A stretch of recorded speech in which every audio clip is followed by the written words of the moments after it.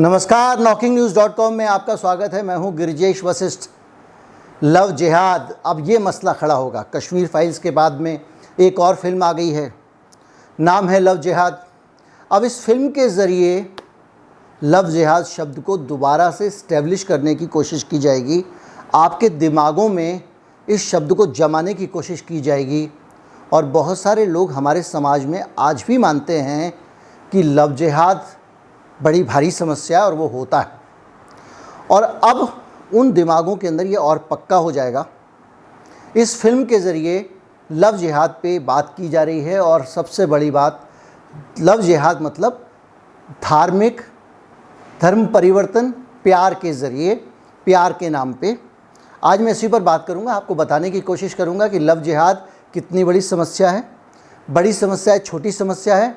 हमारे समाज में लव जिहाद कब से मसला बन रहा है और इस मसले को लेकर आज की स्थिति क्या है।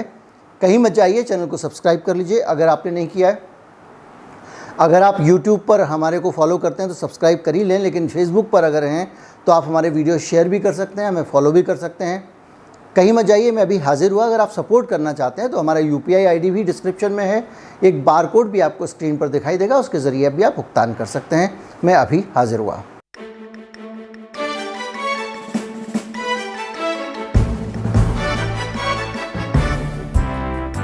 लव जिहाद क्या है, इस पे हम बात करें। इस पे बात करने के लिए दो तीन चीज़ें जो शुरू हैं उन पे आपको जाना पड़ेगा। सबसे पहले कि लव जिहाद की परिभाषा क्या है, ये होता क्या है। सबसे पहले इसी को जाएं, इसके ज़रिए हम समझने की कोशिश करेंगे आगे पूरा मामला।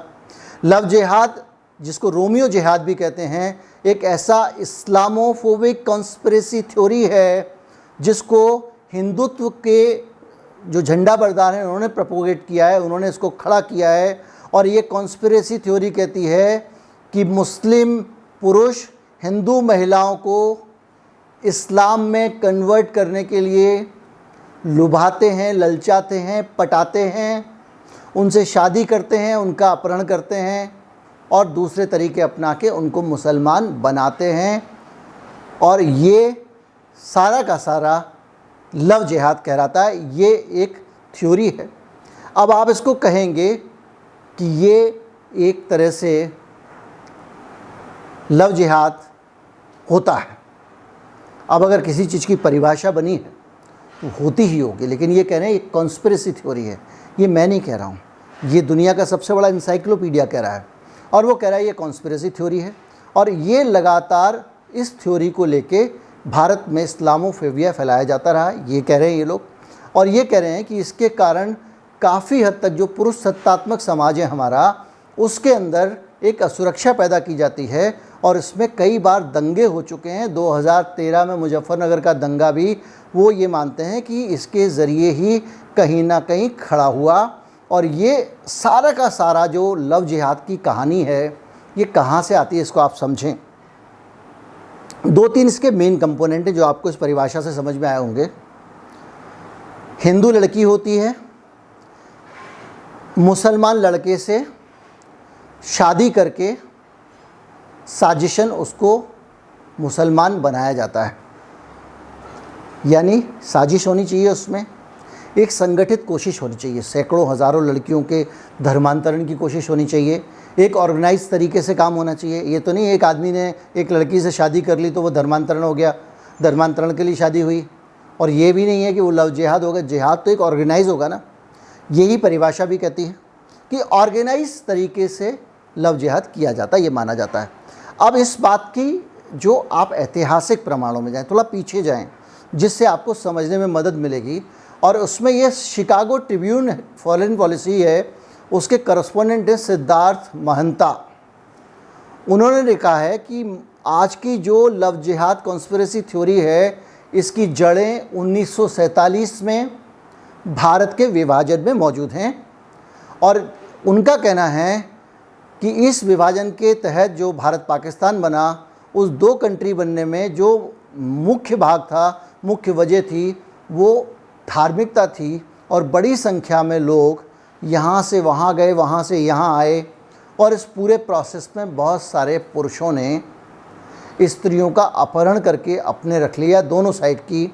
और उसमें ये जो डाटा दे रहे हैं कि भारत और पाकिस्तान की सरकारों ने जो डाटा दिया था उसके हिसाब से 20,000 मुस्लिम और 9,000 नॉन मुस्लिम महिलाएं वो रिकवर की गई थी 1947 से लेके 1956 तक बरामद की गई थी, छुड़ाई गई थी।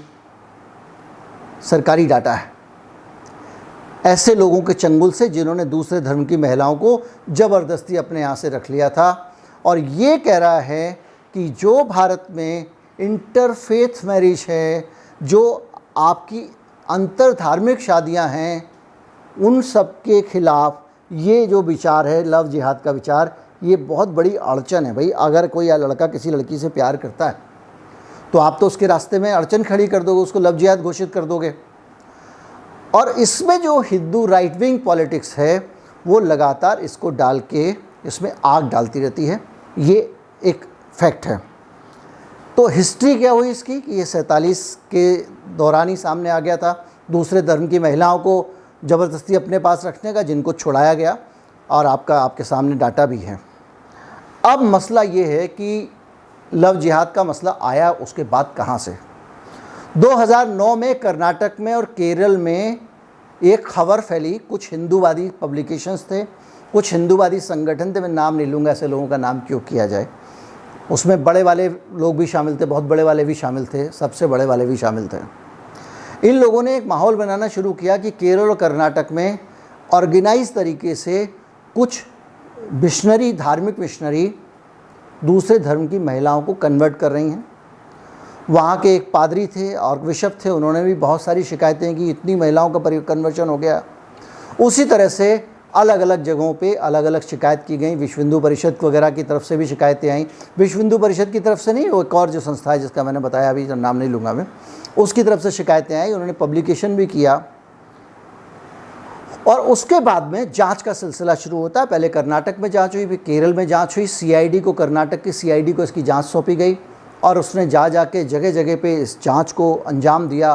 केस टू केस स्टडी को उसको उठाया। और उसके बाद में 2009 ख़त्म होने से पहले जो वहाँ के डीजी थी, डायरेक्टर जनरल ऑफ पुलिस थे, उन्होंने बाकायदा कहा कि अभी जांच जारी है। उसके बावजूद उन्होंने केरला हाई कोर्ट में कहा कि उसके बावजूद हम ये नहीं कह सकते हैं कि लव जिहाद का ऑपरेशन कोई चल रहा था और हमारे पास अभी तक कोई कंक्लूसिव एविडेंस इसके नहीं है। ये बात हाई कोर्ट में कही गई। हाई कोर्ट ने भी कहा कि नहीं ठीक है, लेकिन आप अभी और जांच कीजिए। फिर ये जांच चलती रही। 2010 में फाइनल जब इसकी जांच रिपोर्ट आई उसमें भी ये चीज़ें सामने आई और ये मामला बढ़ता चला गया। इसी तरह से फिर 2012 में भी मसला हुआ, 2012 में भी जांच हुई और जांच के बाद मामला ठप हो गया। 2017 में ये मामला फिर उठ के खड़ा हुआ। एक लड़की का मामला था, हादिया का, केरल का, आपको याद होगा। उसने प्रेम विवाह किया। केरला हाई कोर्ट ने लड़के लड़की को अलग अलग कर दिया। मामला सुप्रीम कोर्ट पहुंचा। सुप्रीम कोर्ट में लड़के लड़की की गवाही हुई, लेकिन केस ऐसा बनाया गया था स्ट्रॉन्ग कि इस लड़की को, अभी इसका ब्रेन बदला गया है, ब्रेन वॉश करके इस लड़की को मुसलमान बनाया गया है।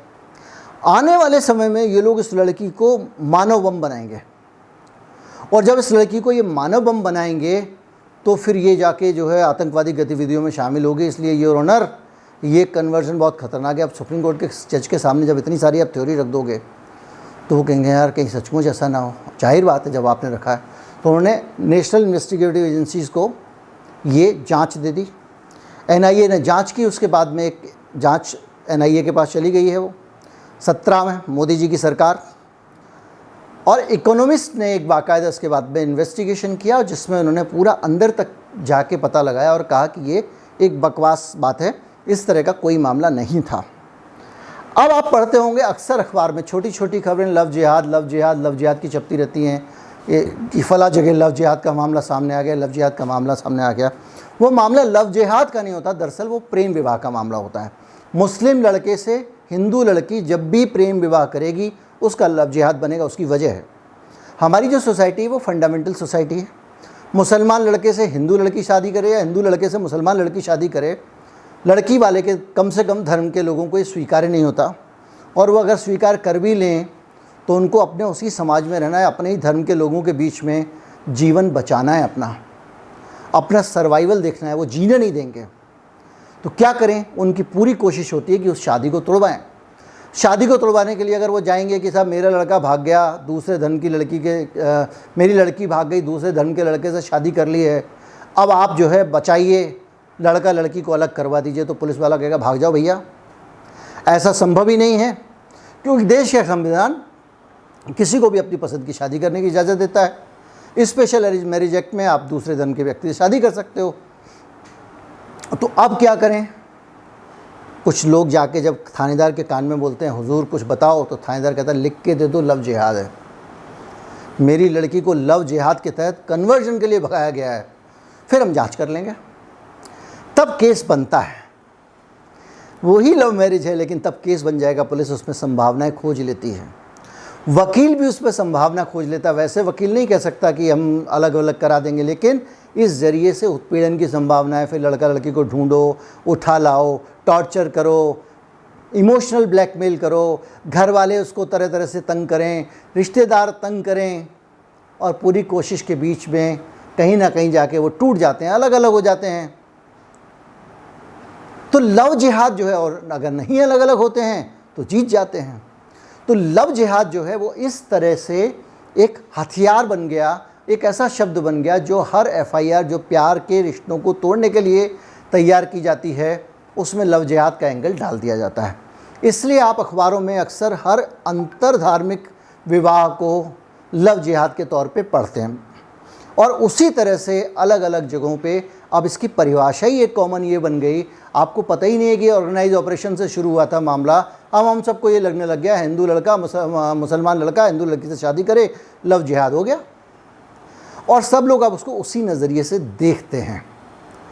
ये सारी की सारी कहानी चल रही है, और ऐसा है कि इससे बचने के लिए बहुत सारे काम हो रहे हैं। एक संगठन है लव कमांडोज, जो किसी भी तरह के प्रेमी जोड़े हों, हिंदू हों, मुसलमान हों, एक जाति के हों, अलग अलग जाति के हों, एक धर्म के हों, अलग अलग धर्म के हों, उनके उत्पीड़न से बचाने के लिए तरह तरह के इतने बड़े बड़े स्तर के उत्पीड़न आते हैं कि मेरे पास एक मामला आया था, कर्नाटक के एक मंत्री जी थे, उन्होंने अपनी बेटी को बंद कर दिया था घर के अंदर कि शादी करेगी तो हमारी मर्ज़ी से करेगी, और वो लड़की कह रही थी कि मुझे शादी करनी है तो अपनी मर्ज़ी से करनी है।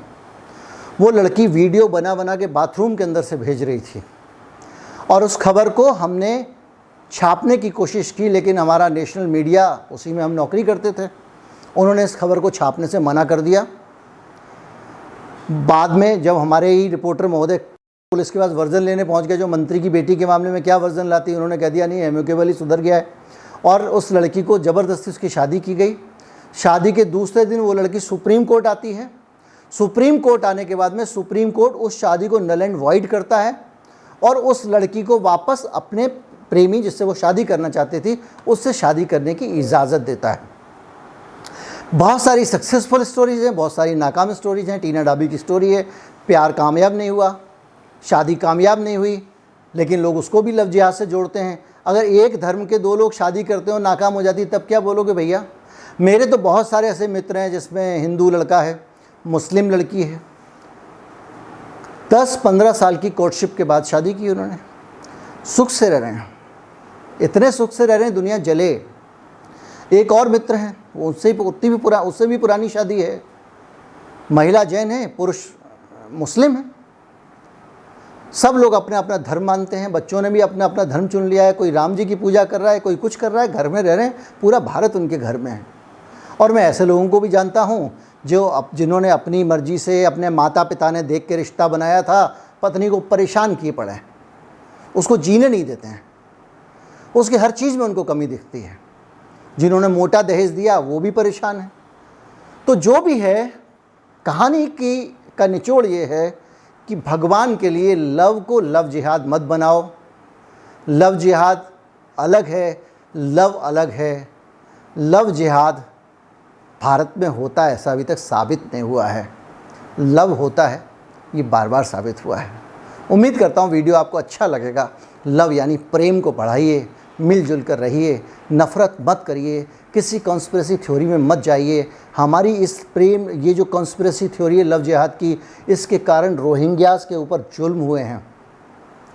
वहाँ पे रोहिंग्यास के ख़िलाफ़ जो माहौल बनाया गया वो यही माहौल बनाया गया कि ये बौद्धों को कन्वर्ट कर देंगे अपनी आबादी बढ़ाने के लिए, भगाओ इनको, दर दर की ठोकरें खा रहे हैं। यूके में एक संगठन बनाया हुआ है बाकायदा अंग्रेज़ों ने, और वो भी ये कहते हैं कि ये कन्वर्ट कर लेंगे, भगाओ इनको, क्योंकि यहाँ से लव जिहाद का माहौल जो है वो बनना शुरू हो गया है। तो जो भी है, ये एक वस्तुस्थिति है लव जिहाद की। उम्मीद करता हूँ आप समझेंगे कि लव जिहाद जिस तरह की चीज़ है वो एग्जिस्ट नहीं करती है, और जो लव जिहाद नहीं है उसको हम लव जिहाद समझ रहे हैं। इसके कारण सारी दिक्कतें हो रही हैं। उम्मीद करता हूँ कि ये फ़िल्म अगर कुछ गलतफहमी पैदा करती है तो उसको रोकने में मैं कामयाब रहूँगा। नमस्कार, जय हिंद।